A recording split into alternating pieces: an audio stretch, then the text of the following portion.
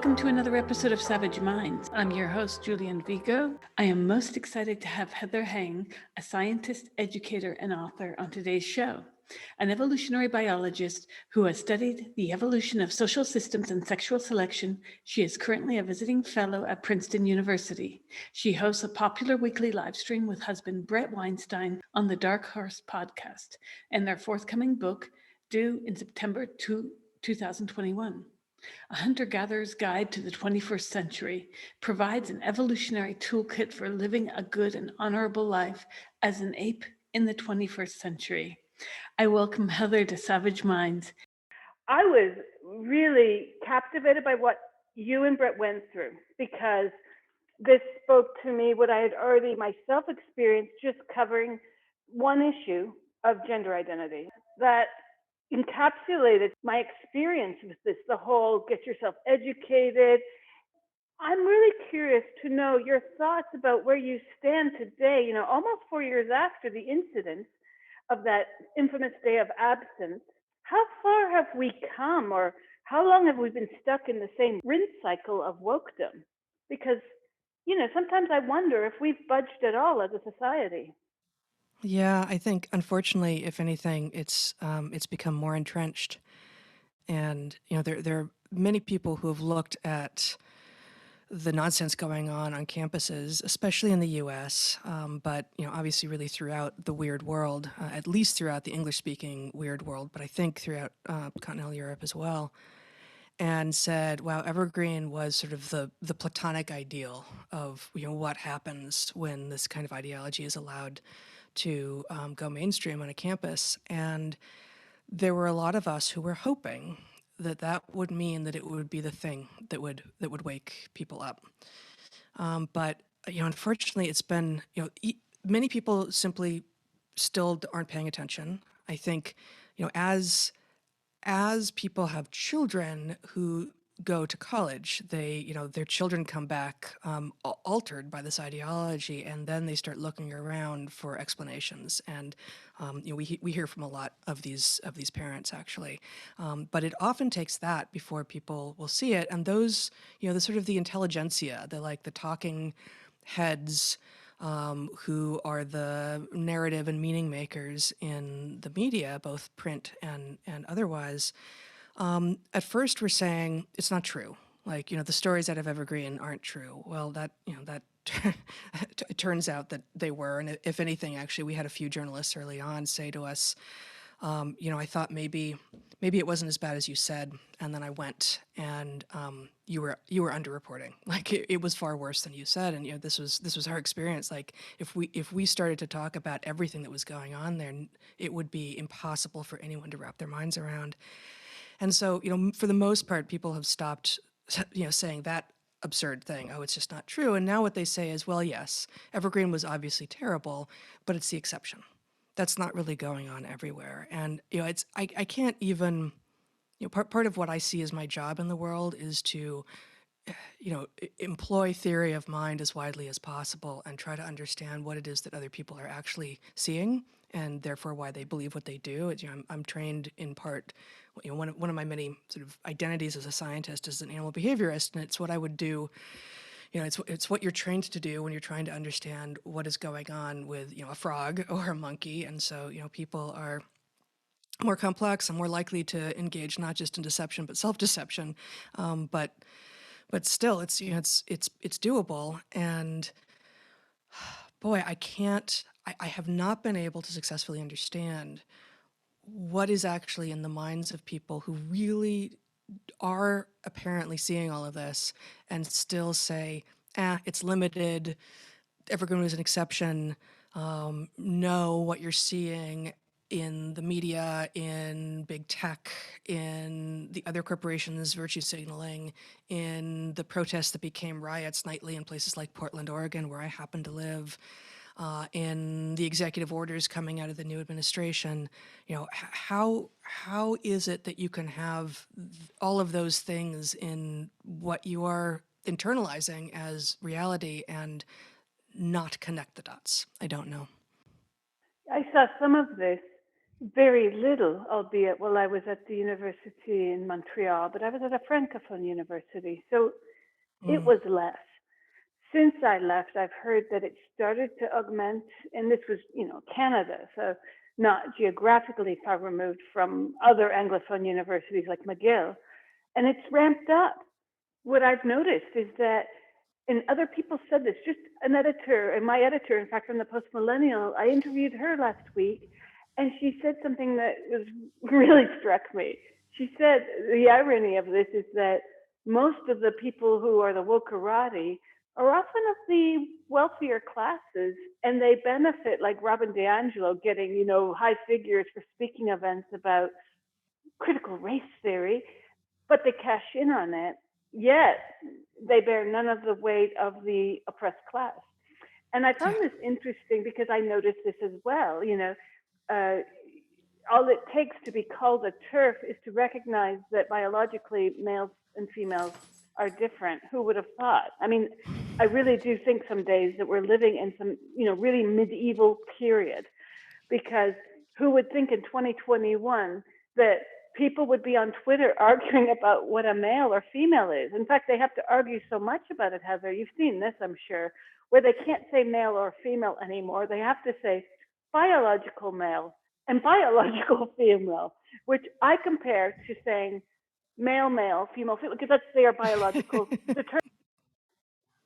that's right. It's absurd, and obviously there's plenty of historical and literary precedent for once you can control language, and once you get people to agree to your modifications of language that aren't just evolving organically as language does, but that are imposed as if by diktat all of a sudden by the new religion in town, then it's easier to control the thought of those people and then the behaviors. And yeah, I it's it's amazing that we are having that argument, and that the male that women aren't men argument.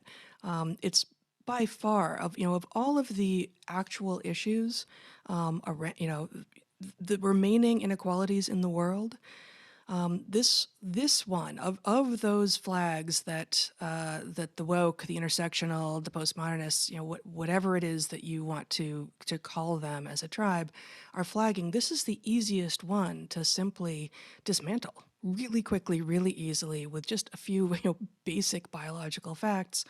And I was collaborating, I don't know, last year, the year before, something, 2020, like 2019, a little bit, with Emma Hilton, who is a London, I think, based PhD in developmental biology, I believe, Yes, and she's Colin based in Wright. Manchester. Manchester, that's right, Yes. Manchester. And then Colin Wright, who is an American, with a PhD in biology, as I have. And the three of us were just writing a couple of op-eds together. And I was working on a separate project, just sort of expanding it, and I asked them, it occurs to me that I can't find, a primary reference making establishing this as fact. And it seems to me that that is, establishing the men are women, that like, that the thing actually that distinguishes male and female, in our lineage for at least 500 million years uninterrupted is gametes, right? And this is a point I've been making for tens of years, because this was part of what I was teaching as a professor of evolutionary biology. And it's not actually, it's in textbooks, but it's not in the primary literature. And you as an academic, as a former academic like I am, will recognize that at the point it gets into textbooks, generally what that's supposed to mean is it's so established that it's you're not really tracing it back to the first people who recognized it, because it's widely accepted at this point. And sure enough, these the three of us, as people who are working to establish the really completely obvious truth of male is not female and female is not male, were unable to find a primary reference, because it's that basic. It's just it's like saying, in the nighttime the sun is the sun's rays are blocked by the earth. Like it's not Yeah. something that you have to cite the original source on anymore because it's so obvious. It is really troubling that we're living in a time where, on the one hand, we have this virus, and there's all kinds of dissent around the way that's been politicized and how panels in politics have fit together to give us lockdown as like a new video game.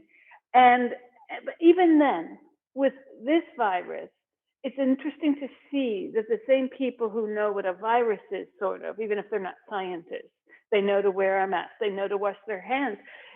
And some of those same people will dispute up and down that sex is a social construct. They've actually inverted almost perfectly what sex and gender are. Gender is what you're born with, but surprisingly, Heather, you can't prove it because it's a feeling, it's innate.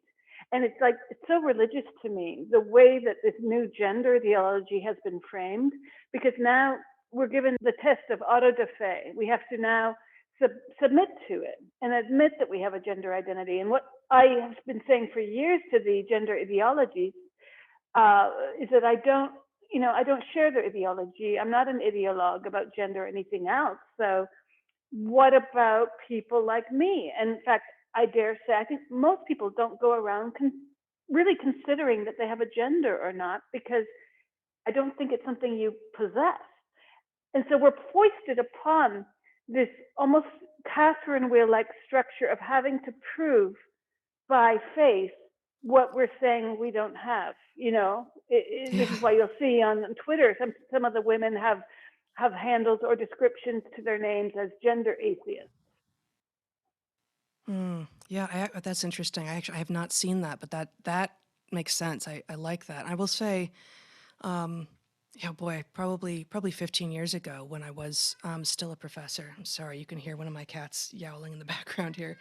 Um, I had a student, really maybe the first time I had the concept of gender come up explicitly in one of my classrooms, and this is a context in which I was literally teaching sexual selection, or evolution of mating systems, evolution of mating strategies, different strategies of males and females, mostly not humans, but I was also doing human evolution and behavior. And some student said gender when I think she meant sex, and she corrected herself. And I said, it's the same thing. And I was wrong. And I went back to her later. I said, it's not the same thing.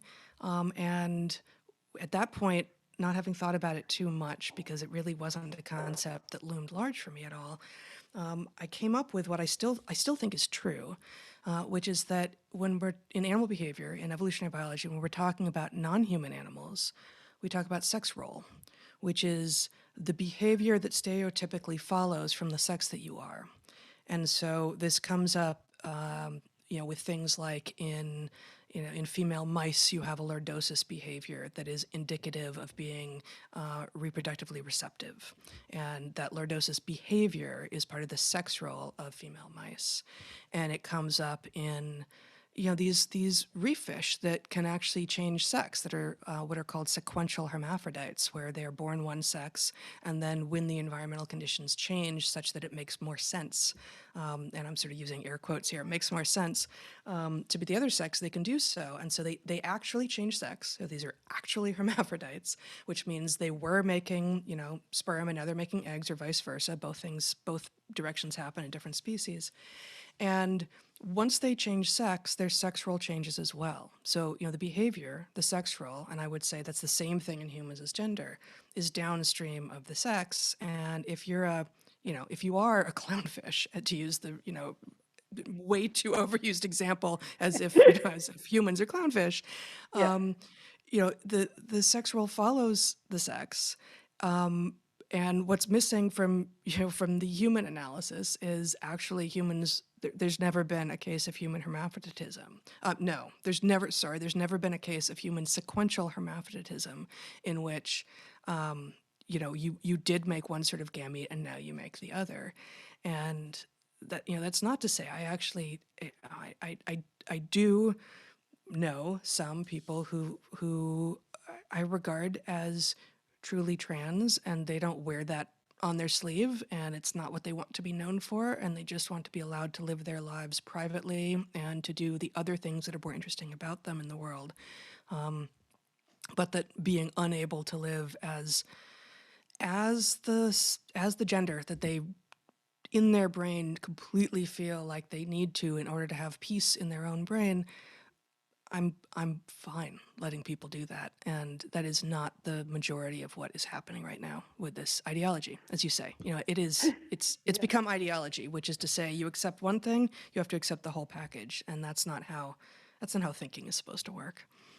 Well, a few weeks ago, I interviewed Ray Blanchard, who is known for his work on autogynephilia, and he said back in the day, if he had any of the people that he sees all over the Twitter sphere claiming that they really literally were going to become the opposite sex, he would not have rubber stamped them for any kind of further procedures, because he said quite clearly that this was not realistic, and it was not indicative actually of necessarily being transgender, that insistence.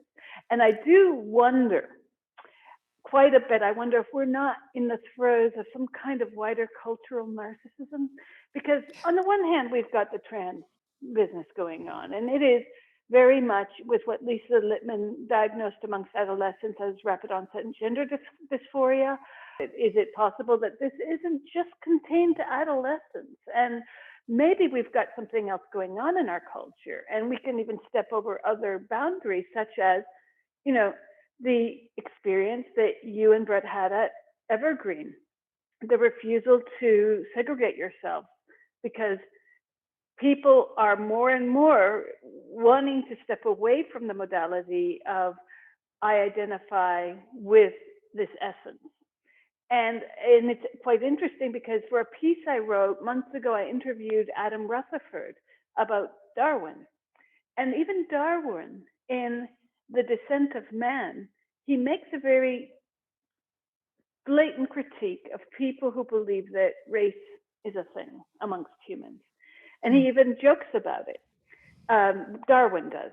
And it was Rutherford who turned me on to this. And I'm thinking, this is exactly when BLM happened last year. I was alarmed a bit about not, that people are protesting, obviously, protest the police, protest unjust murder and so forth, of course. But what shocked me was the very Inquisition-like fashion of some of the items I'd seen on YouTube, people on their knees, white people being asked to, apologize, and the whole very religious orthodoxy behind that movement, which I don't think the BLM people would even acknowledge as such, just like I don't think the trans ideologues would acknowledge. But there is this neo-religiosity to both of these narratives, where somehow we have to have an innate gender, we have to have an innate race, and we have to, if we don't have a specific, gender or race, like if we're cis, it's almost like we're Eve with the apple, we're guilty of something. And if people have any lineage to European ancestry, then they too are guilty of something. And it's very troubling because it's both on the one hand racist or sexist, and on the other, it avoids the larger discussion of history, politics, and maybe more philosophical questions of what it means to be guilty of racism. What is going on where we're seeing people being accused of being racist, as per D'Angelo's book, simply because they exist. We're talking about original sin here. That's exactly right. That's exactly what I was going to say in response to you. It is original sin. So I heard you say, two things. It's a religion. It is also a kind of society-wide narcissism, both of which I think are true. Excuse me, on the religion point, many of us have said something to that effect. I think John McWhorter has said it most eloquently, most often, and I believe he actually has a book, a book-length manuscript coming out on with that at least as part of the thesis. And I'm sure he's an American linguist who is an extraordinary thinker, and I hope that book is able to spread this idea more widely because um, this is precisely a kind of it's it's it's this meme that has taken over, and because so many people are ideologues at the moment without necessarily recognizing that, if you are in the U.S., a Democrat, and if your bona fides are you've always voted Democrat, and you hated the administration from 2016 to 2020,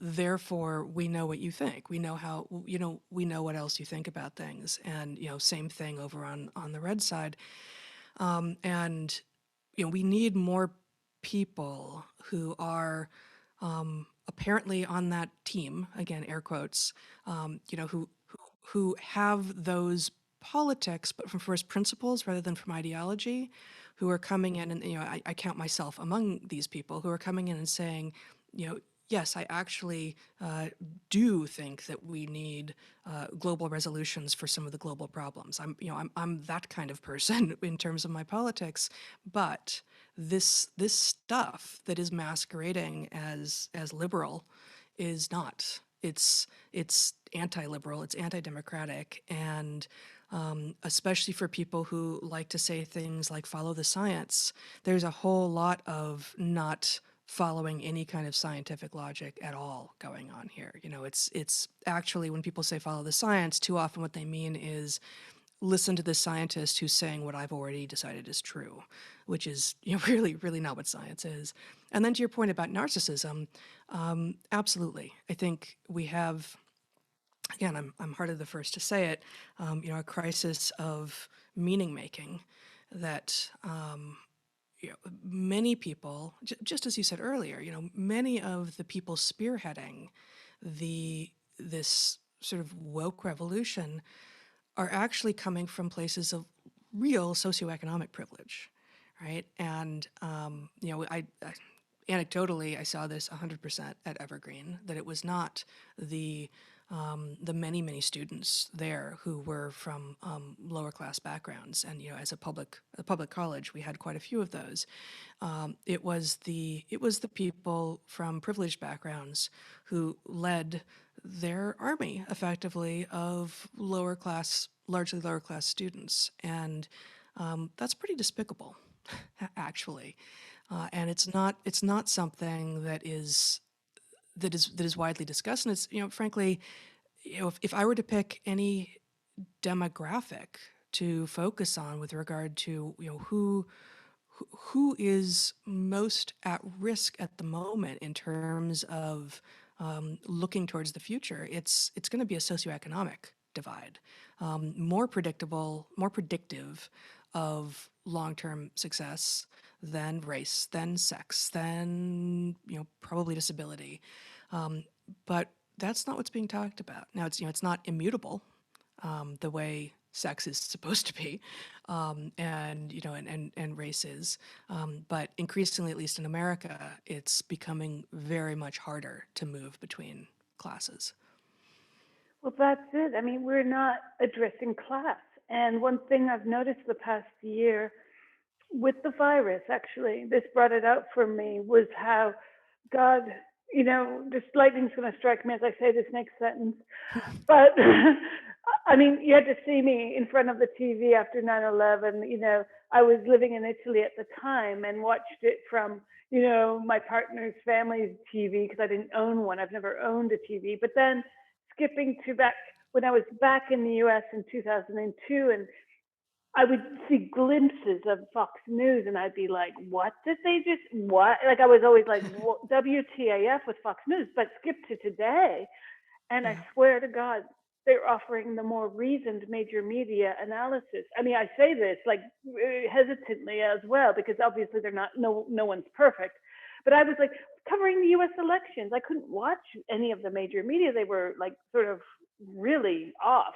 And there was obvious bias. It would be, on MSNBC or CNN. It was just one story after the other about how Trump is crazy. Well, might be true or not, but not really helpful, and right. so I would go to Fox for the more reasoned barometer, I guess. And I'm finding that it's Fox and other right-wing sources were more critical of the lack of support for the working class. And this really shocked me because I come from the left. I mean, no, the left is lost in pronouns. This is the problem. And Mm, I've been watching this avalanche over years because it started with the gender identity debate in the UK, but it's definitely taken a foothold in Canada and the States. But around Black Lives Matter, perhaps it became the more immediate scene. I'm very worried that people are unable to see the fact of, let's say, again, not to pick on D'Angelo, but that book was really bad, and yet she's still making a killing with talking about what is a racist ideology, but it's not racist. So it's magical. It's magical philosophy because it's yeah, completely racist. it is. It's magical thinking, and yeah, I read it. Um, I felt like I had to, Yeah. and last summer, within shortly after the protests began, shortly after George Floyd died, and I'd been aware of the book for a while, and I'd read parts of it before, but I read it, cover to cover, and my takeaway was, everything that you've just said, but also, once again, perhaps really just a failure of theory of mind, where some of the stories that she reports about what she believed, like I think there's a story in there about, um, I can't remember the specifics, but she approaches two people whom she thinks might be the relevant authority in some situation and finds herself surprised that the authority turns out to be the black man. And this this in whenever the book is written, a few years ago, and I thought, well, you know what? I think what you're doing is actually revealing your own racism to the world and extrapolating that everyone else thinks like you. And guess what? Just because you actually seem to have, like, legitimately, you, D'Angelo, seem to have some racism in you, doesn't mean that the rest of us do. Like, why don't you talk to some other people, and maybe in fact you should be ashamed. Like, there's some stuff in there that I thought, wow, I've never had thoughts like that in my life, and I would be embarrassed and I would feel awful, and I certainly wouldn't have turned it into a career claiming that everyone else thinks like me and therefore we need to deal with the scourge of racism. Like, clean your own house first. I, Well, yes, I guess I've known psychologists who have a lot to say about psychologists in need of mental assistance. Let's put it that way. So it's almost like, yes, I mean, is this a case of the uh, mental patients in the hospital leaving the asylum? Obviously, feminists and everyone I've spoken to about the trans issue ends up saying, well, I don't discriminate against, and we always have to start with that preface of, I don't want to kill right. trans people. Well, my whole take is I don't want to have language spoon fed to me. And certainly I want to be able to see the world with my own eyes and experience it and use the language I have. And we are now in this era of being forced to apologize for racism. And that debate in the States has been revitalized with the need to discuss reparations, which is fascinating when you see what people have to say on this subject, including John McWhorter. Not ironically, I was writing for a publication in the States that focused on Black issues, and I basically have not been able to write for them since I submitted a piece where I refer to John McWhorter. I got Oh, a angry message from the editor saying, "You have shitty friends." And I wrote him back and I said, "Well, I do not know John McWhorter. I am quoting him because what he says in this paragraph is quite interesting." And that got me persona non grata. And this is from a Black publication. And I worry that if Black publications are peddling and racist tropes, we're lost. And yeah. there's just so much to say about this, including the fact that, like, as I mentioned before the show, I was raised in the U.S. from the age of 10, and one of the things that struck me to the core when I was 10, moving to the deep South, and I saw graffitied on walls slurs. I saw Mm, slurs that I knew what they meant. We were, of course, never allowed to say them. But one of them struck at me, and I said to my mother, "What is motherfucker?" You know, like I was just like, "What is that?" There were Yeah. other racist, there were racist slurs as well, Yeah. and I knew not to say that one. But it was very interesting because, you know, coming from Canada to the Deep South was a huge cultural shock. I might as well have been coming from much further away. At the same point, growing up in a city like New Orleans, I also saw the other side of that, which was I lived in the time of New Orleans' first black mayor. I Mm. lived, I went to a magnet school where I was studying, you know, biology and chemistry at college level at this really wonderful school where most of the kids were not white. And after the kids who were not white, they were mostly Jewish kids. So like I was living in this place where I'd never met, I always had met African Americans, but never, you know, like where I grew up in Canada, there were no Jews, for instance. So it was like really interesting for me, who had a father from Western India and a mother of, you know, Italian Irish heritage, to be in this really bizarre geographic and cultural milieu where words had different meanings. I couldn't say to the kid in my fifth grade history class, I did. I once said, "Can I have your rubber?" And he cracked up at me because I was asking for his eraser. And so Yep. language was an issue, right? Yep. Oh, that's such a wonderful set of stories. I I'm reminded of one of the drums that I beat all the time, and you know, you lived. You know, I feel like we could collect all the anecdotes with the hypothesis in advance, and I feel certain that the data would bear this out, that the more experiences you have that are diverse from the ones that you were most familiar with, be it you actually moved from Canada to the American South when you were young, or, you know, in my case, I grew up in LA, and yes, we took road trips around the West a lot, when I was a child, but it wasn't really until I was a young adult that I started traveling widely for my tropical field research. But you know, it really only took one extended trip, and I guess it wasn't even field research yet. But when I was, oh, I guess maybe 21, 22, actually Brett and I then just boyfriend girlfriend, um, took a road trip around Central America and had a number of experiences which revealed just how different and frankly privileged life in the United States is, what the things are that we don't do as well, the sort of demotion of family and such in many parts of the US, and what things, because of, really because of our wealth, and I'm talking society wide, not my own, personal wealth. I felt, I we didn't have a lot of pocket money at that point, but certainly I was coming from this upper middle class place, and we were traveling in my old 15-year-old car um,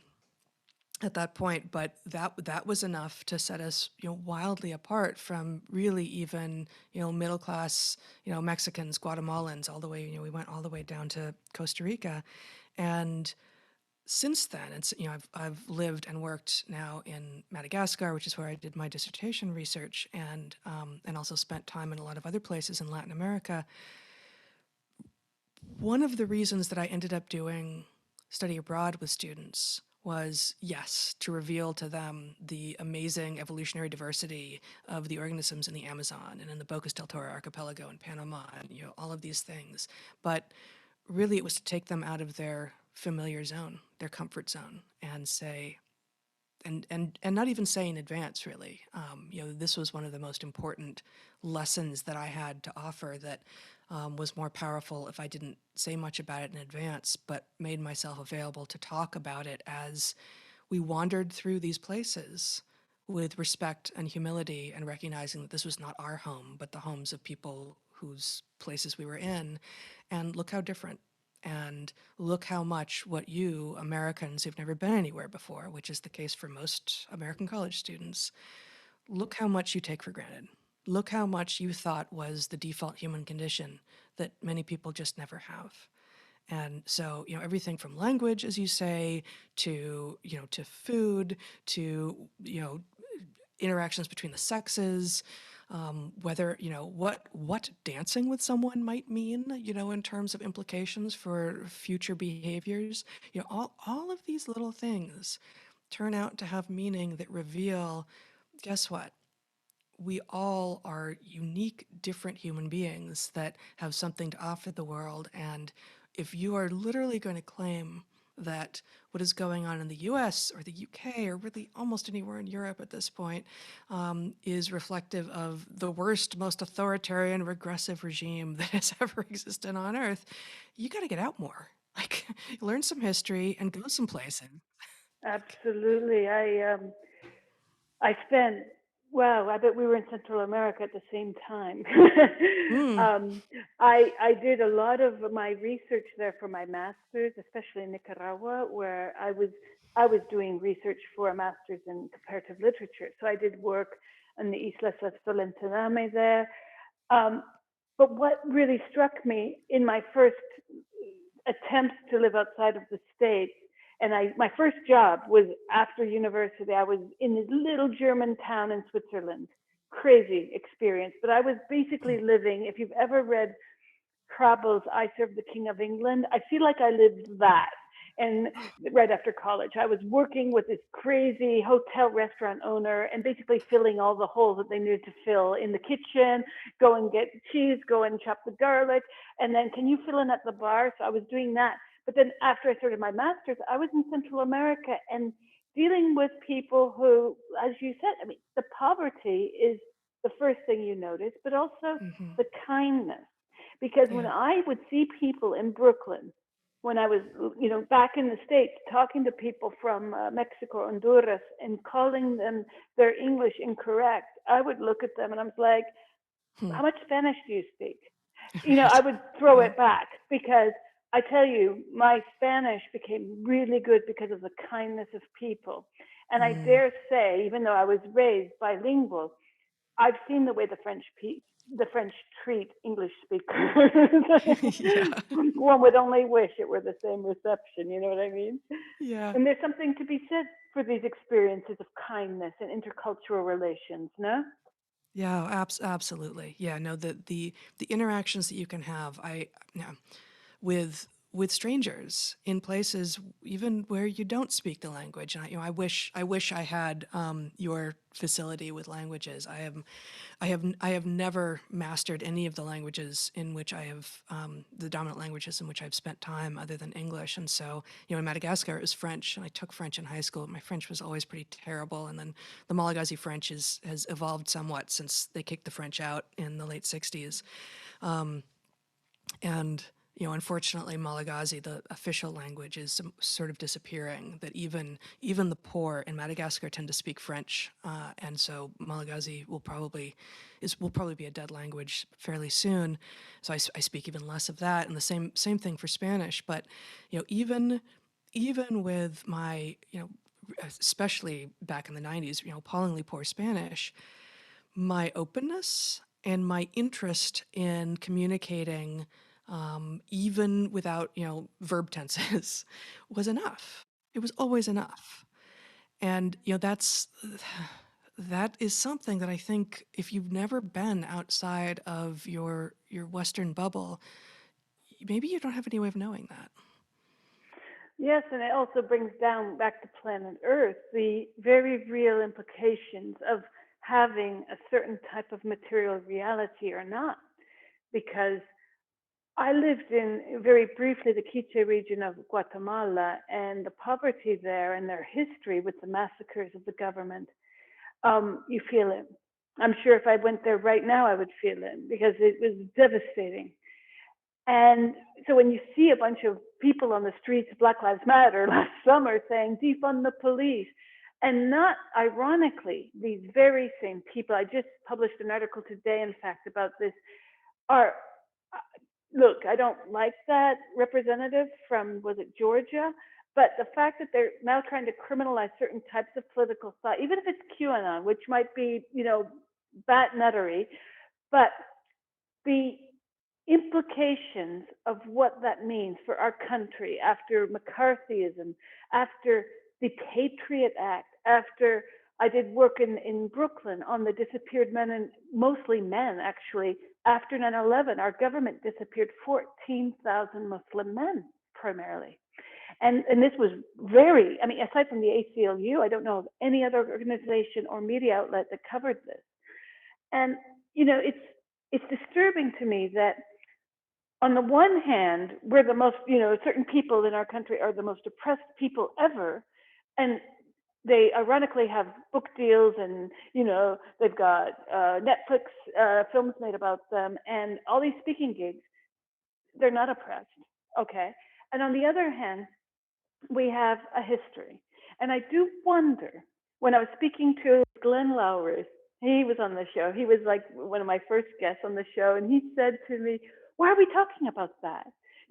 Referring to slavery. And it's true. Like, I think in a way, because, growing up in the States from the age of 10, I began to see that this was the imprint. In fact, when I moved to the States, guess what TV show was on TV? It was Roots. It's gonna be And Roots, yeah. yeah, and that was like it.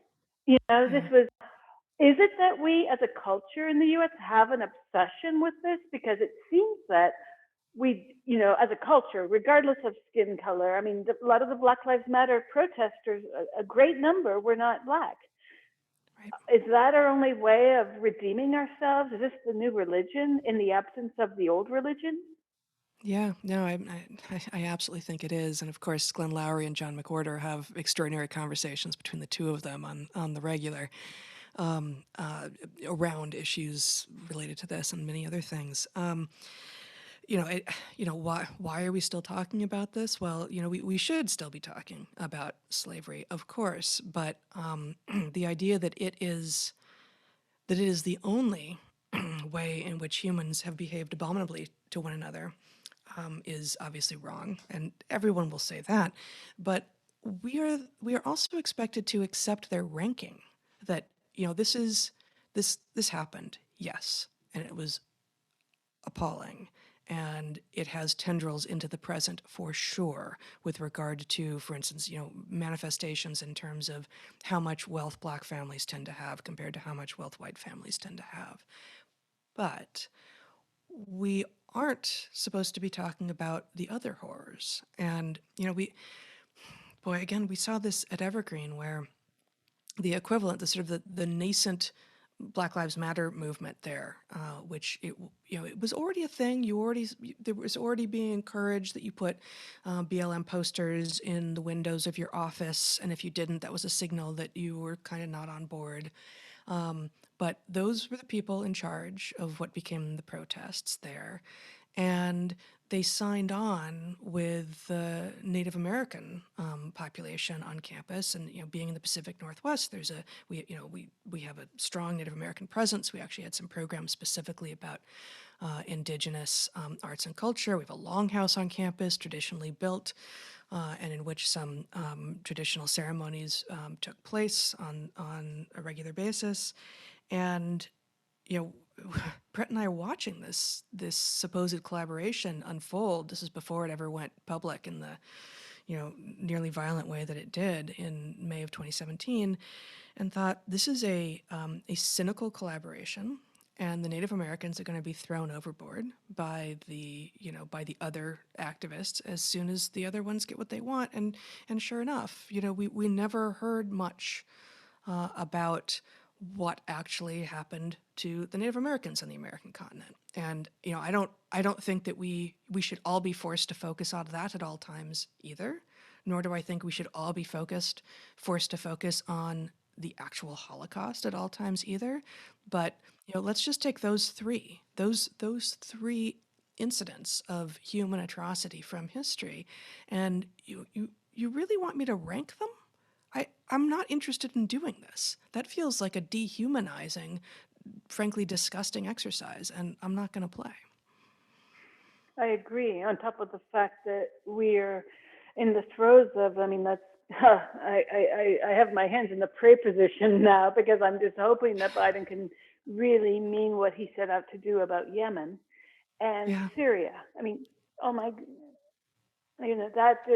these are human rights atrocities in the making that have somehow escaped the media in terms of depth and development of stories. I mean, there were journalists certainly covering this, but few.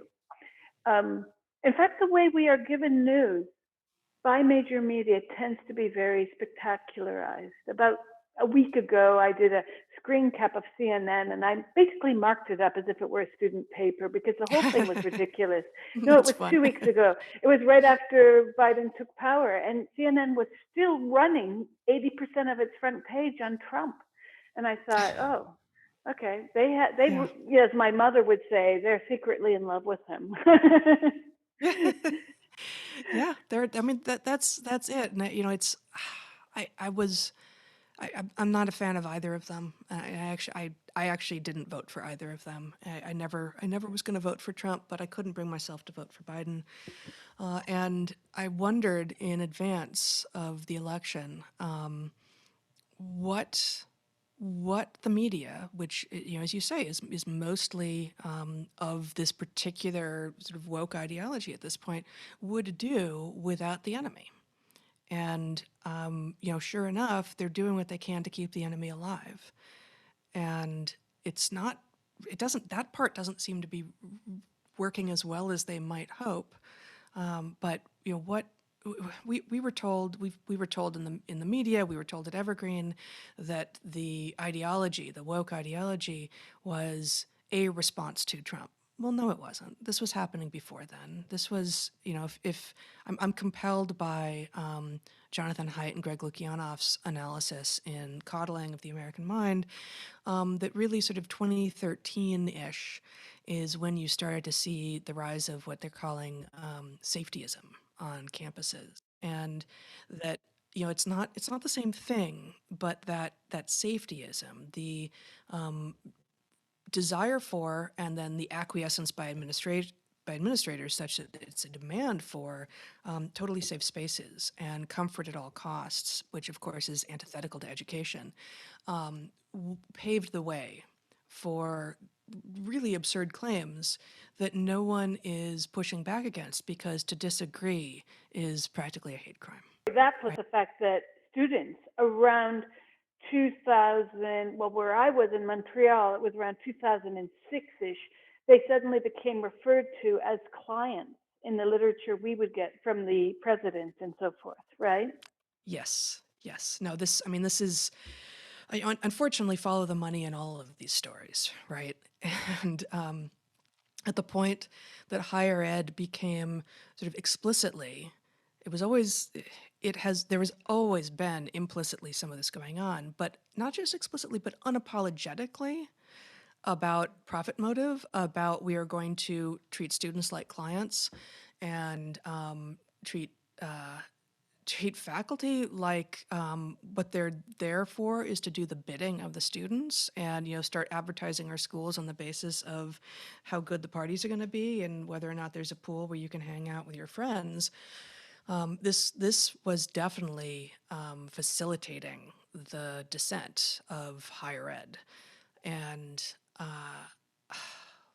boy, there's just, I used to begin first day of all of my classes when I was a professor.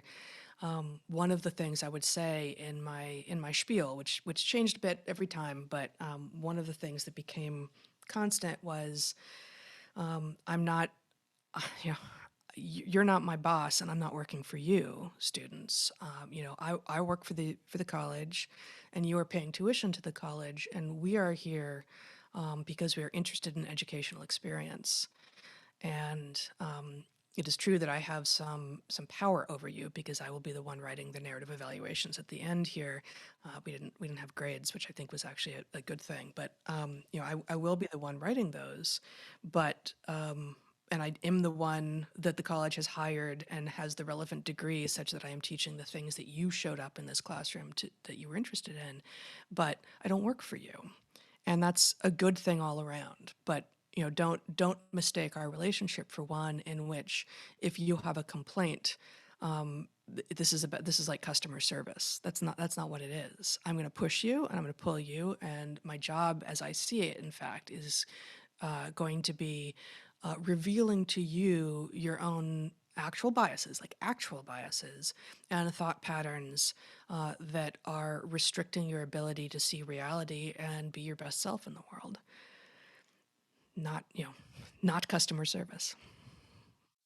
That's truly, one of the problems I'm seeing within what I've read since I stepped out of academia. Although that said, in 2013, I was at Goldsmiths, and I saw it full on. I just didn't react to it because I thought my job as a professor was to expose students to various texts and ideas through these texts and develop those within the classroom discussion. And in fact, you know, in some countries, like, I found this out when I was teaching years ago in Italy, and then again in the UK, that students aren't necessarily obliged to attend classes. And I made that part of the requirement. And so I would have heads of departments coming to me and saying, but you can't do that. Oh, and here you can't have them write every week. Why not? Because they don't do that for their other classes. And I said, Hmm. okay, well, if that's, they do it for me. Well, then you can't grade them on it. I'm like, okay. Like there was this obsession in the UK with uniformity. And Oh. and they said, well, it will be less work for you. And I said, well, I'm sure that's the case, but that's not the point. My whole ethos, and I would teach students this the first day when going through the syllabus. I'd say, you're free to not read the literature, but if you don't, you're coming to class and you're empowering me to lie to you because I can tell you that this text says anything. Yeah. And so, I thought my task was not only to examine certain concepts that were brought about by the text, but also to encourage students to have a curiosity about their subject matter such that they would want to, like, I mean, isn't that the idea? You go to university because you want to be exposed to many types of ideas, not that you want to go to an ideological training camp, which seems to be the current case. Oh, exactly. And if you show up in a classroom as a college student and what you're immediately trying to do is figure out how not to do the work, why are you there? And unfortunately, sometimes the answer is because I need the degree, because that's the imprimatur that I need at the moment to be comfortable in the world later on. Not that it is anything like a guarantee at this point, but I'm reminded another story from my past as a professor. I was teaching alone a freshman program. So at Evergreen we did full time. So when I was teaching alone, I had those 25 or however many students it was. It was generally a 25-to-1 student faculty ratio entirely for 16 hours a week. I took them on. I think we did 3 or 4 different overnight field trips for a total of like 14 days over the course of this quarter, usually intense. So and it was freshmen. So I was with these 18-year-olds, and freshmen are young in a way that even sophomores aren't. Fresh, especially if they're fresh out of high school. And it wasn't.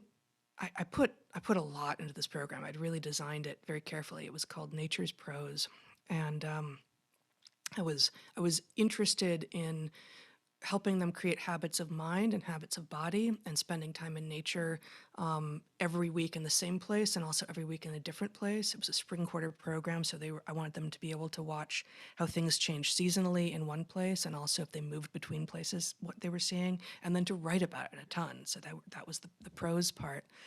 And it didn't take. Like it was in some ways my most failed program, I think, at least in my estimation. And yet, and this was a moment when we were hearing from the administration that there was a huge problem with retention, and there were so many students who would come to Evergreen and then leave, and we really, as faculty, it was our job to make sure that students stayed at the college.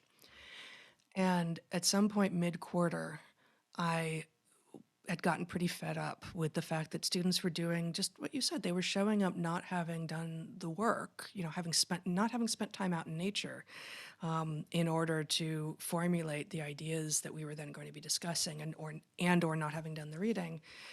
And I gave them a speech in which I said, among other things, if you're here in this program, when I was so clear up front about what it was that we were going to be doing, and you listened to that and you stayed because you thought you were interested in it, and 4 or 5 weeks later, you can't bring yourself to do the barest minimum, you really need to think about whether or not you should be in college right now. And I'm not telling you that you aren't college material or that you shouldn't be in college at some point, but a gap year is a worthy thing. There are lots of things that you can do such that when you come back, you actually appreciate what is on offer here in a way that, many of you don't seem to be able to now. And I'm not telling you that you're bad people, but that there are decisions that you're making that render this, much less of an education than it could be.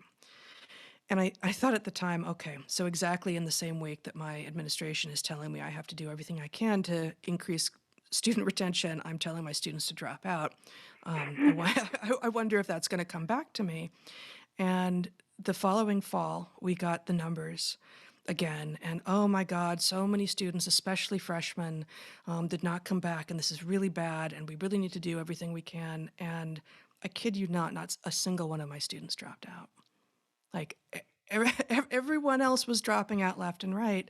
And I was not trying to, this was not like reverse psychology that I was doing on them. But the fact is that I cared enough to speak truth to them and to just be super clear and say, I don't assume you have to be here because society is telling you have to be here. Figure out what you want. Find your passion.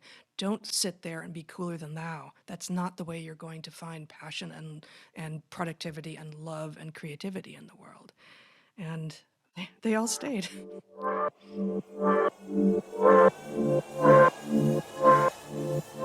You're listening to Savage Minds, and we hope you're enjoying the show.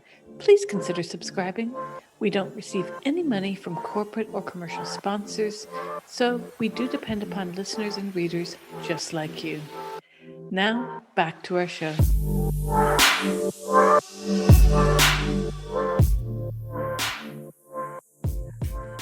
Well, it's interesting, Heather, because we are living in a very changing world in terms of what education meant when you and I went to university and what it means today. I'm sure you're aware, even geographically where you live, that the top tech firms are now hiring people right out of high school who've learned to do things even online. And I think it's quite interesting that when students say, well, I would get different answers than you would because I wasn't in the hard sciences. So I had students saying to me, oh, my mother or my father really wants me to study law or science or this. And I would say, well, you have to do what your, heart tells you. Obviously, if this is about jobs, you could just skip university altogether and not be in debt ever. And because the way the job market was, and even in New York in the late 90s, we were already heading towards bad times. And a lot of, if not most graduates, even of places like NYU, their best offers were unpaid internships or being a barista. Now, this is the thing. We have this very strange culture, again, talking about, BLM totally eliding class issues, where we have this, I don't know, almost like John Hughes fantasy of the world, those kinds of films, right? And, do you remember St. Elmo's fire? And everyone's going to go to Georgetown and we're going to be a lawyer.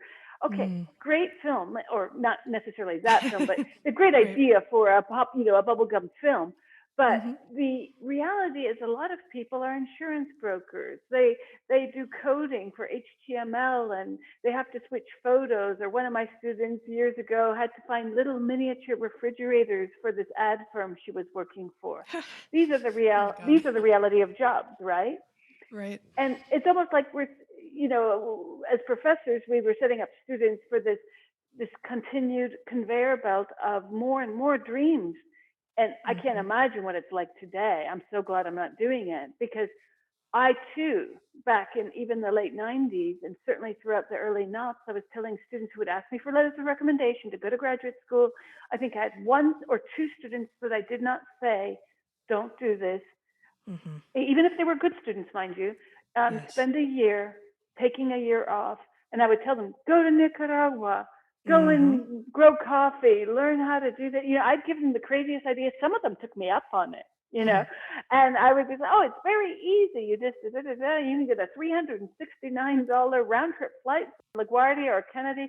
And, I had students that did that simply because I said, getting a master's. Where did we get this idea suddenly that now we're nobody if we don't have a master's? Remember when, Yeah. having a bachelor's was okay, but now you're nothing if you don't have a master's.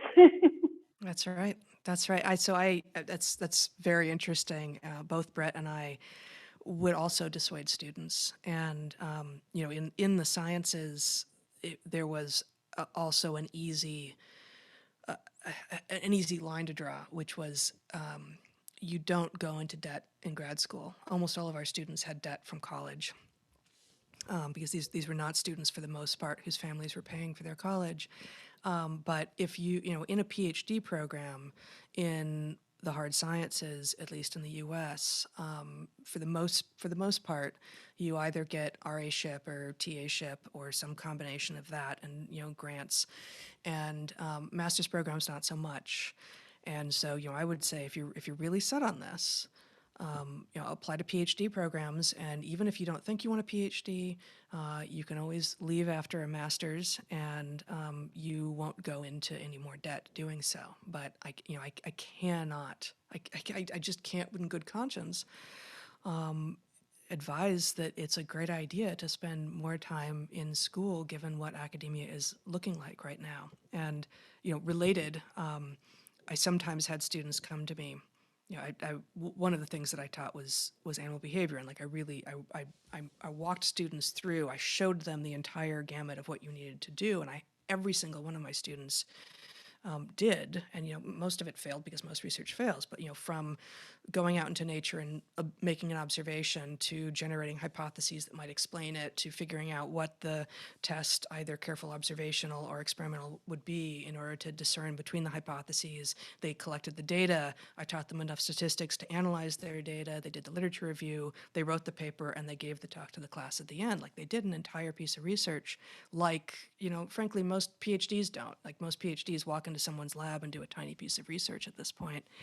And part of the reason I had students do this was animal behavior in particular, more so than I think many of the other fields that are sort of around field biology, tropical biology or ecology or something, is highly romanticized. And, everyone's got Jane Goodall looking at chimps in their heads as, this is the thing you're going to walk right into. And the fact is, most animals don't do anything most parts of most days, and you can't even find them anyway. So it's, you really have to have the right personality for it. And part of what I saw my job as was revealing to students the reality of what the work was so that they could be realistic about whether or not it was actually something they wanted to do. And, I often had students come to me. The sad part to me was apologetic at first and say, "Oh, I'm really sorry, Heather. I don't think that I want to be a scientist." I'm like, "Terrific. Like, great. Like, you can think scientifically. That's what I want for everyone.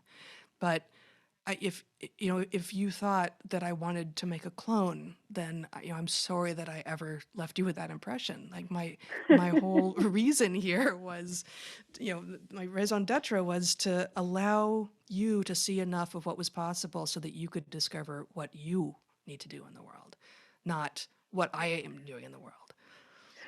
Well, here we are amidst a pandemic where I was joking with someone last spring about how suddenly overnight everyone's a Twitter epidemiologist.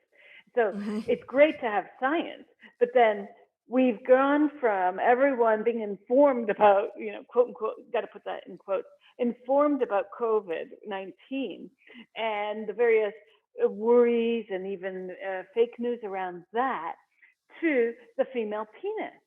And, I saw your post the other day on Twitter about the ACLU, and it's broken my heart, the ACLU, Yeah. because I agree with, I mentioned earlier, when I was working on my disappeared project in New York, I worked with the ACLU. They were one of the few human rights organizations in the country that recognized and spoke to me at length about what happened post 9/11 with the many disappeared immigrants from the Muslim world.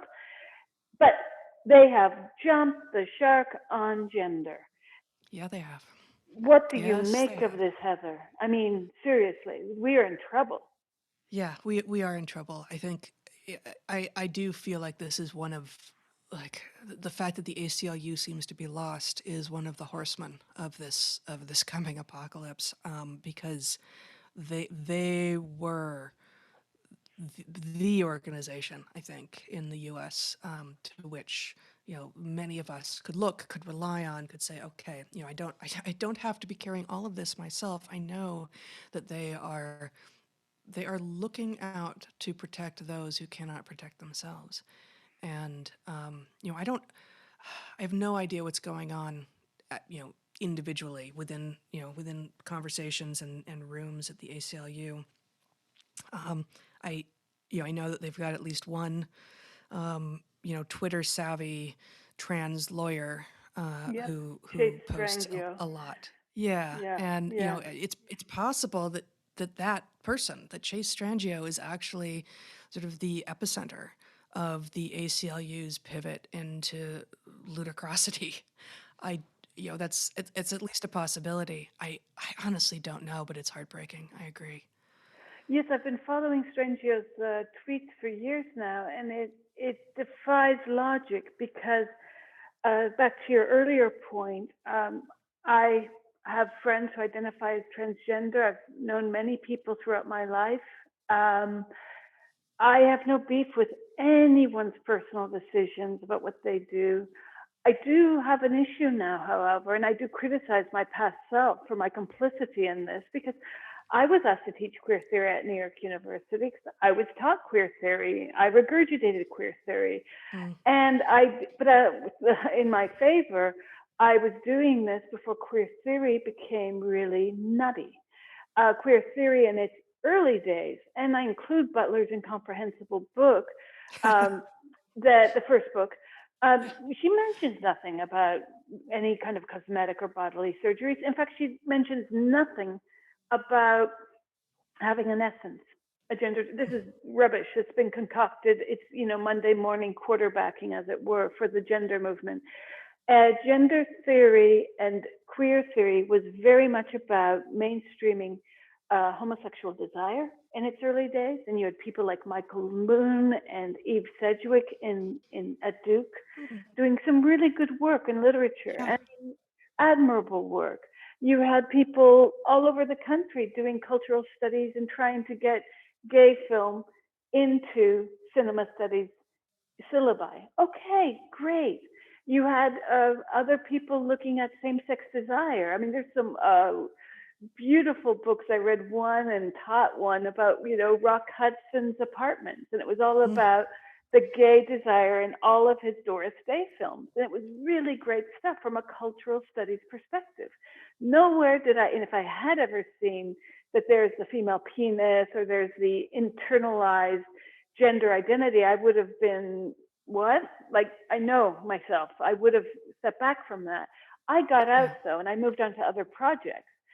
But this really has struck me as something that we need to address because when you have the ACLU, an organization that I hold dear for many of their past initiatives and legal pronouncements, I wonder if this isn't, like you said, coming just from Strangio, or if this is something much deeper, what some of the feminists are calling institutional pull or institutional capture. We're seeing Alison Bailey, a barrister in the UK, is now taking Stonewall to court over their attempts to police speech. And there's Hmm. bullying around that. I'm sure, well, maybe you haven't seen this, but this has been going on for several years now in the UK, where Cancer Research a few years ago was advertising pap smears. I kid you not. And you have to recall, these are countries with high immigration numbers, and they're saying, people with a cervix. Well, the Oh yes. average Oh, immigrant is not going to get any of that, and they will miss out on having life-saving tests. And then, people with breasts. I think I made that one yeah. up, but I'm not making up the next one. Menstruators. Yeah. Menstruators, Heather. I mean, I tell you what, it's gotten to the point that I get so angry some days that I just want to write the CEO of these organizations and say, can you just call us dumb bitches? Because that would be less Yep. offensive, you know? Yep. No, I hear you, and I feel the same way. I think there is a place for such anger, and you know, we all need to make sure not to lash out, so that we can get canceled, because our voices are necessary. And yet, this feels like it's reaching such an insane fever pitch that, and I actually don't remember if it was in fact the ACLU's just disgusting pronouncements this last week about basically men are women and women are men, and men deserve to be in women's sports, all of this. Or the UN Women Twitter account going down the same path in the last day or so. But I found myself too. I just found myself seething and thinking, where is this coming from? And the fact that many people are convinced and compelled doesn't, and that they are following someone doesn't give us an answer to that, because people are ready to be led, are ready to be herded, depending on which connotation you want there. And maybe it's a very, very few very, very focused and dedicated activists like Chase Strangio at the ACLU, but I feel certain that there's almost always going to be a money angle as well. And the obvious one with regard to what is going on with trans rights activism, as opposed to the tiny, tiny, tiny number of people who might legitimately want and deserve and make a decision as adults to be on cross-sex hormones and maybe even have surgeries. Pharmaceutical companies are making a killing on all of this, between puberty blockers and cross-sex hormones that you will then have to be on for your entire life.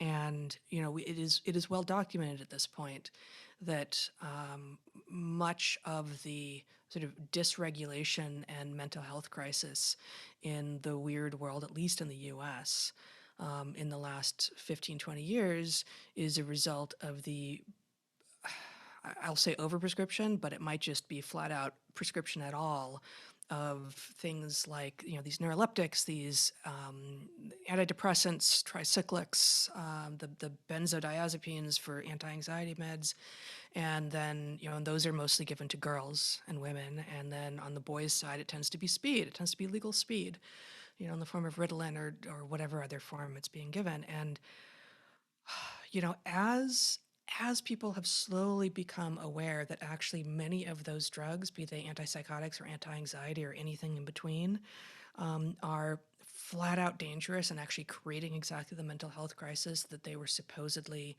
resolving, I wouldn't be surprised if this turned out to be a pivot to what will our next money-making society-wide move be. And that's going to sound to some people like I'm nuts, but I think it is at least a hypothesis that deserves to be on the table.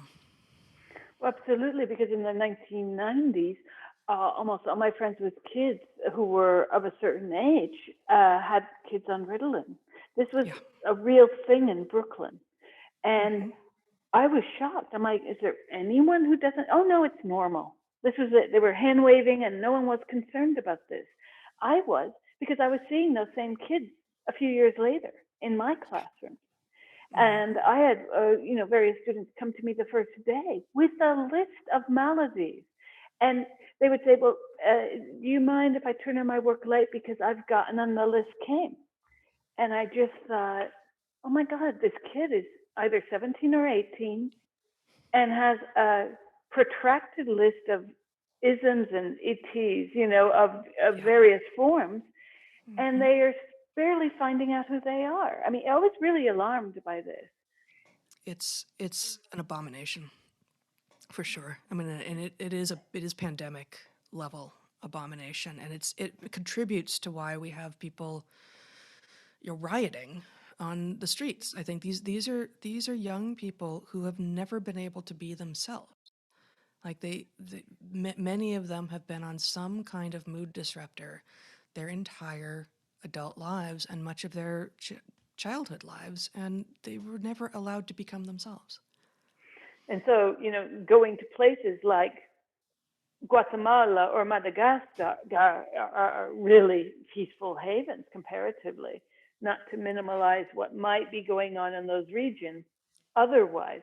But, you go to other countries, I'm sure you guys notice this as well. Like children in Central America, do you remember this when they'd be running along the streets with a empty bicycle ring with a stick, Yes. you know? Yes. Oh, Yeah. Or absolutely. you go on the bus and it would be helado, helado, helado, helado, and then, like all the fruits would go in the window. You're sitting there and doing something, all Yeah. of a sudden you've got a bag of carrots in your face. That's right. That's right. Oh my goodness. And it's just, there's so much more poverty and so much more connection at the same time. And this was even true, when I started traveling, when Brett and I first started traveling, and then when I was doing these study abroad trips. So my first big trip was in '91, and I was doing study abroad with students throughout, starting in, I guess, 2009, and then the last one I did with Brett in 2016. And even in the beginning of that era, when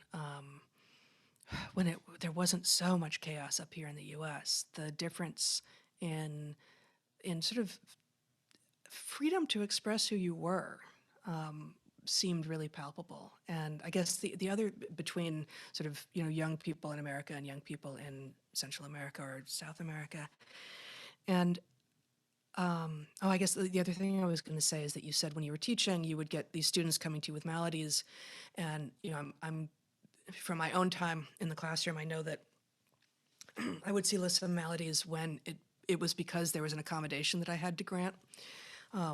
And I also, though, because I did domestic field trips in every program, and I did these international field trips in 4 or 5 of them, would get health histories from my students because I needed to have them, and I needed to, have them with me in case something went wrong. And that meant that I would see what drugs these students were on now and what they had been on. And I have no illusions about them having informed me about what illegal substances they were taking, although in some cases they did in some cases, but that's not what the health histories were meant to describe. But being able to see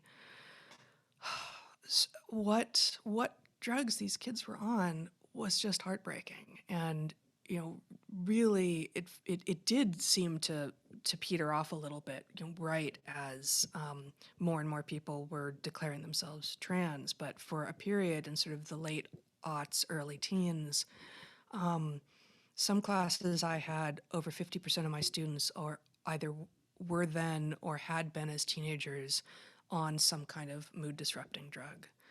And my God, like I just can't imagine a society that thinks that's treating their children well. Gotten to this point with late capitalism of affection, commonality between neighbors and families dissipating. People are working more than ever. The gap between the rich and the poor is so magnified now, especially this past year, Heather. But this is where we are, where we have to worry about the perception of an idea that might, in fact, but I am not Charles Manson, nor have I ever murdered anyone, Right. And Nor have I ever entertained the idea, I promise. Yes. yeah. And it's just like, wait a sec, where did this shift that our looking at the sun and calling it the sun is not being called, lunar phobic? Don't you know that's the moon? And I was thinking about this in terms of, have you read Thomas Kuhn's work, The Copernican Revolution? It's I have not read The Copernican Revolution. I've read Structure of Scientific Revolutions. Oh, well, his thinking then. You know how he works. Yeah. Because I love him. And I love the Yes. Copernican Revolution because he actually goes through, he documents the pre-Ptolemaic understanding of the system and its variants until the eventual acceptance of the Keplerian system. And he argues that the Ptolemaic system provided a broader appeal than a simple astronomical system, but it also Oh. became intertwined in broader philosophical and theological beliefs. Now, I see that very much in parallel to what's happening today. Oh my I goodness, that's think amazing. Yeah. I think if we take a generation of kids on drugs like Ritalin and others, they are also left to their own selves because the parents are out working for 60 hours a week, internet emerges, there are online communities. Is it that much of a leap that kids can be convinced that they can change sex? You know, No, it almost seems like it was designed for exactly that conclusion. And I don't think it was, but it yeah. seems like it was destined, as you say. Yeah. It's troubling to me because, as a human, I mean, I've had, I have transgender friends, and of course, I haven't seen them in years. But everything I've gone through the last 9 years of writing about this, as it were, the culture wars, has left me with many thoughts. On the one hand, as much as the feminists don't like Jordan Peterson, he did put his finger on something about compelled speech.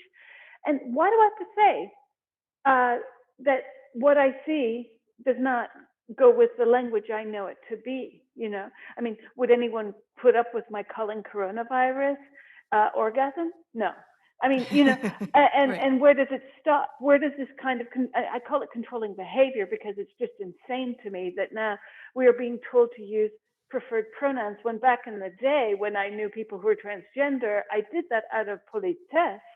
But had it Yes. ever been compelled, I don't think I would. And so here I am back in this, wait a sec, we're being told how to think about biology. We're being told that this is true when it's not. This clownfish, and no offense to Nemo, but no. Yes. And when I was reading your website, I came across something that brought me back to my childhood. I grew up Oh, in the 70s, and I had allowance once a month, $4 a month. I know, a ton of money. And with that allowance, I would buy these things. I don't know if you know what these are, but they were called Safari cards. And I would subscribe to them, and I get like a pack of 10 or 20 every month. And I would fill up this big red box and learn about all of these animals, their hmm. habitat, their mating habits, their gestational periods, what genus, species, et cetera, And I was obsessed with the golden mantella frog, like Oh, really obsessed. Then I read your website, and you worked. Did you work on these frogs? yeah. I was Mantella aurantiaca, which is the golden mantella, is one of the species I considered working on. I focused on a different mantella, but yeah, my dissertation research was the first, and as far as I know, actually maybe still the only wild study of the behavior of the mantellas that's been done. Well, see, this just takes me back to the time that we could talk about frogs, and they were frogs. And Right. you and Brett, both as biologists, uh, have a knowledge of what science means, just as the Copernican revolution was, part of an evolution of ideas. How did we get to the idea, or that some people espouse, that sex is just on a grayscale? Oh boy, that's a big question. It's going to have many answers, and I won't get most of them. Part of it is I think it's been a long.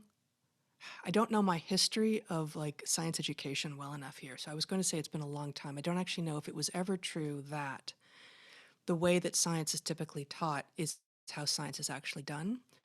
It's a lot easier, and especially easy now with the rise of textbook publishers and such, for people, and most academics, as you know, are not encouraged to spend most of their time teaching. They're encouraged to spend most of their time doing research, especially in the sciences where the way that the universities get their money is through grant overhead. And so they want, the universities want their faculty, their science faculty, spending as much time as possible doing grant getting activities and grant getting and grant requiring research. So if what you're trying to do is minimize how much time you're spending teaching, and if you also have a fairly flat version of what students are and don't really regard them as individual human beings, which unfortunately I know is the case for many faculty, you take this sort of prefab curriculum from from Springer, from whatever textbook publisher you're receiving curriculum from, and you just teach the text, and it gives you this litany of facts, and you say that that's what the science is. And the results of the scientific process are not the science. The science is the scientific process. And it's harder, it's messier, just like your story from when you were teaching and you wanted to have students writing every week and you were told by admin or your colleagues that it was going to be more work for you. Well, yeah, it is more work. It is more work to actually educate. And in the case of science, it's a lot more work to actually engage students with the process and to allow yourself to be pushed by them and to sometimes be wrong and to come back and say, I was wrong, here's how I know, here's why, and I owe it to you every single time if I'm wrong to tell you so.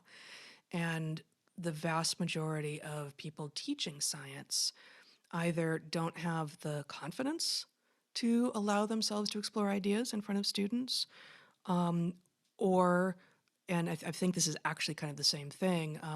They're too arrogant to imagine that the students have anything to possibly teach them, and so they hide behind that, which actually I think belies a lack of confidence. Or they just literally are putting nothing into it, and so they're just teaching a list of things that we believe ourselves to know now are true because of the scientific process. So what this leads to is it's deadly dull.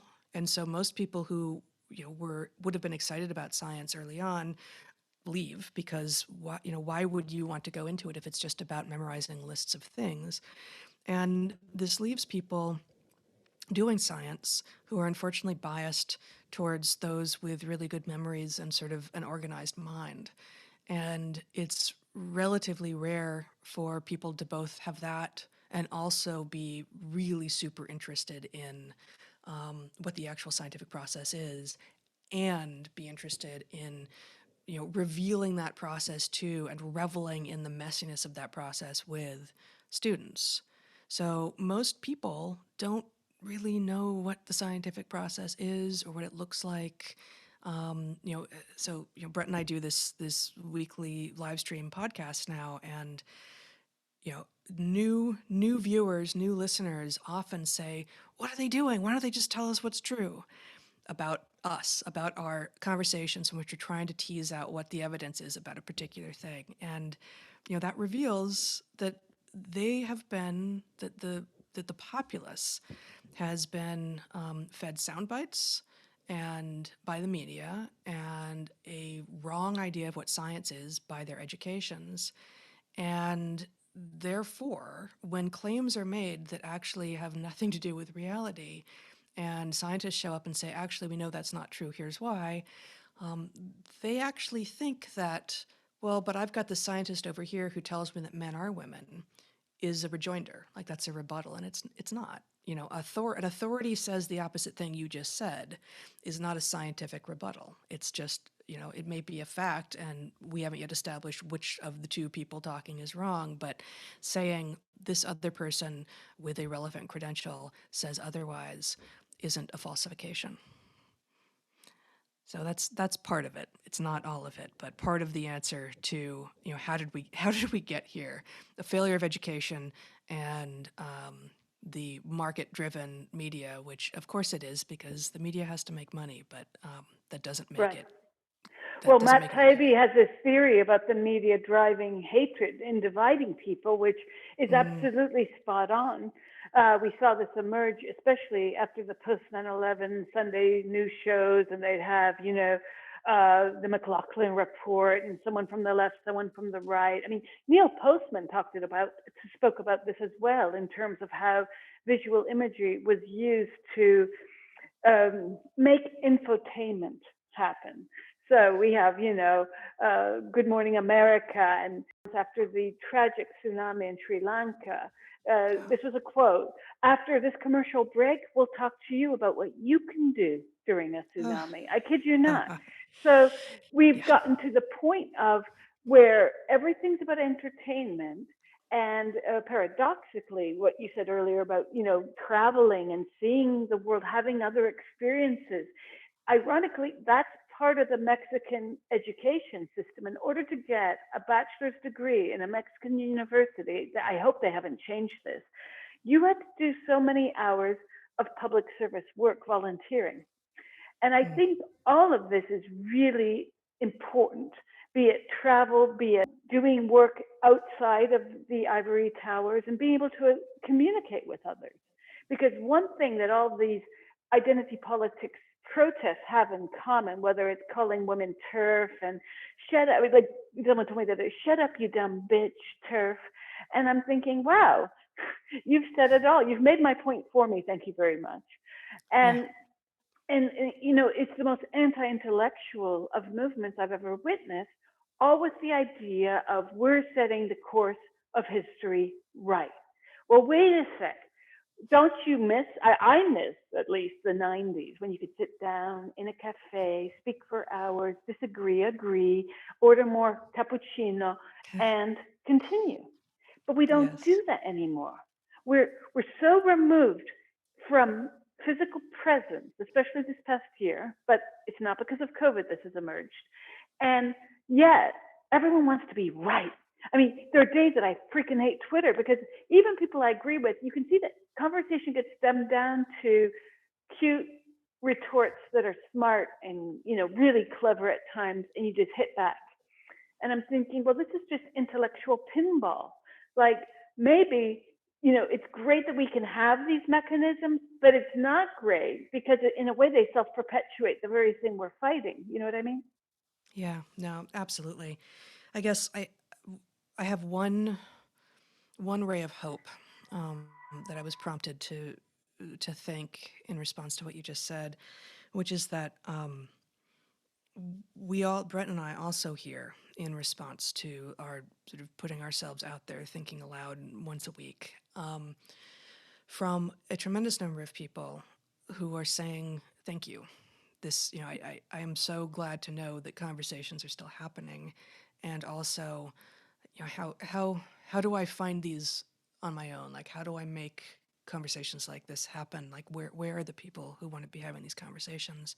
And of course, you know, at this point, we can't know if it's a huge number of people, but it feels like it. There, you know, the diversity of demographics that describe the people who are contacting us from, you know, really all over the world, although mostly the weird world, is staggering, and it feels like there is a growing number of people who are just done with being spoon-fed mainstream narratives, many of which turn out to be revealed as lies. And I hope that's true. I hope more and more people turn away from that and say, gosh, I don't want this to be a huge part of my life, but I just cannot do the set and forget thing on my media consumption anymore because I can't trust any of the sources that I've been listening to for years. Truly. I mean, I remember being able to read the New York Times many years ago. Right. And Yeah. no, but we're really, and this has also made me think. I was really impressed with what you guys were talking about with the Unity 2020 project, because I've been thinking along those lines in a different way. I just thought we need to ditch political parties. We need to ditch what I call football teams. Let's stop. Mm-hmm. You know, when I was a kid, my father would say, "Well, that's the one we want," and I'd be like, "Why?" And he's, "Well, they're Toronto, they're Maple Leafs," and I was like, "Okay, well." Why do we have to, you know, like I like to choose wine sometimes because I like the label. I am aware that's superficial. I'm totally aware that's superficial. But I think we need more objective thinking, and we need to be able to, well, one example recently is someone who wrote me and said, "Why are you writing all this right-wing propaganda on your Facebook page?" And I'm like, "What are you talking about?" Like, I post articles, most of which, and I have to put a disclaimer every now and then to remind people this is my reading list.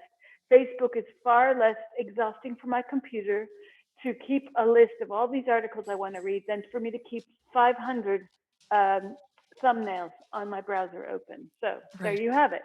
And I said, but, you know, and she said, but you posted something about, and it was about 6th January. And so I just posted a piece today on Savage Minds about this because I've been unable to write about 6th January because I'm so angry about the crappy media coverage. Again, I was liking Tucker Carlson. Like he said so many great things this past month about that event. And one of the things that struck me, where was the media coverage of the throngs, the tens of thousands of people who were there who were peacefully protesting? I think we all agree the morons that invaded the Capitol are morons. So let's deal with them. Okay, bracket that. Now, I want to know what those people were doing there and what they have to say. They were not all Trump supporters. I know because I had people email me photos and videos who were not. Yeah. I know that they were not all white because, again, the same thing for the people who sent me the photos and videos.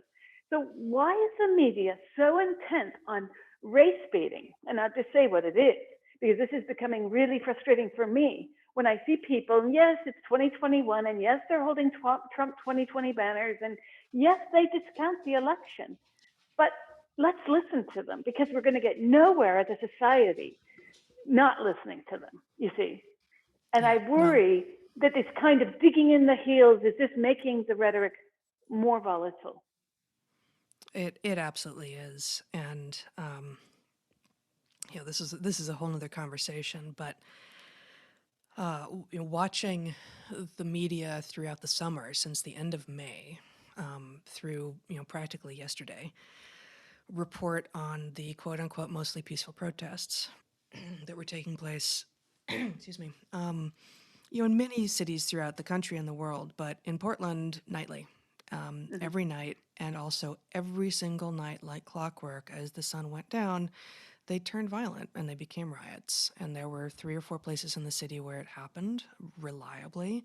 And no, it didn't happen on every street, but it happened every night. And there was essentially no coverage of that at all. All of the coverage was of the actually pretty much completely peaceful protests that happened while the sun was up.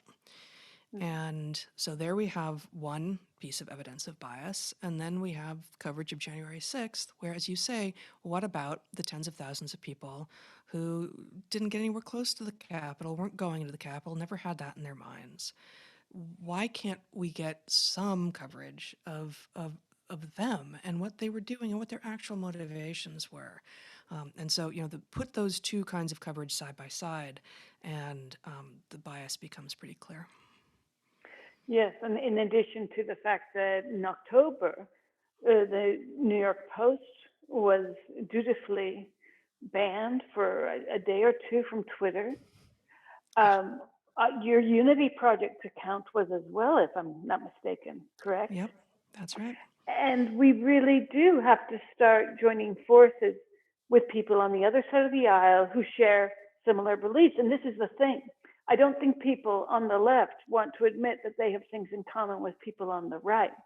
And part of that lack of communality, going back to our travels in Central America, is that people aren't making those travels, not necessarily to Central America, but to getting out of Wokeville, you know?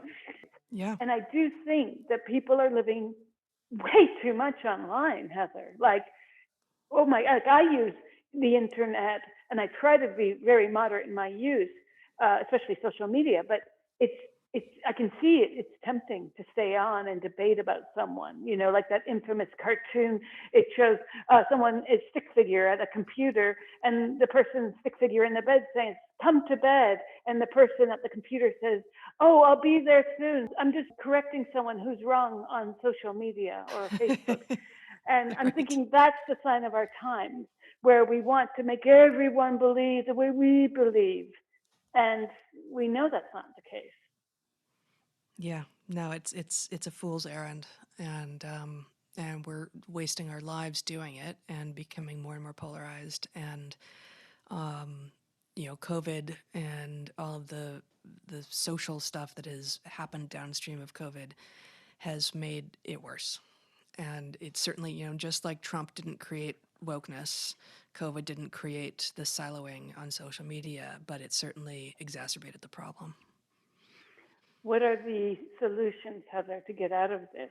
Seriously, because my worry is we're living in a psychotic societal environment that's going to get not only worse, but the repercussions from today will be seen in 2 decades, and they can be tragic.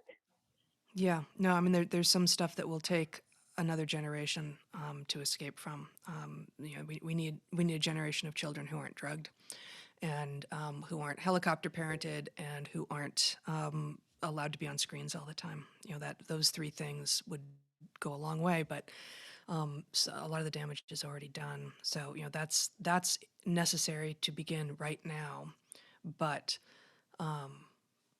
But in terms of, what could change now, I think it's the connections. And there's such widespread capture, to use the word that you used earlier, such widespread capture of so many of the establishment institutions that, the upside of the age of the internet that we live in right now is that, until and unless the censors crack down, and we know that they do, but speak the truth that as much as possible in these venues, like as you're doing, as I'm doing, as Brett and I are doing.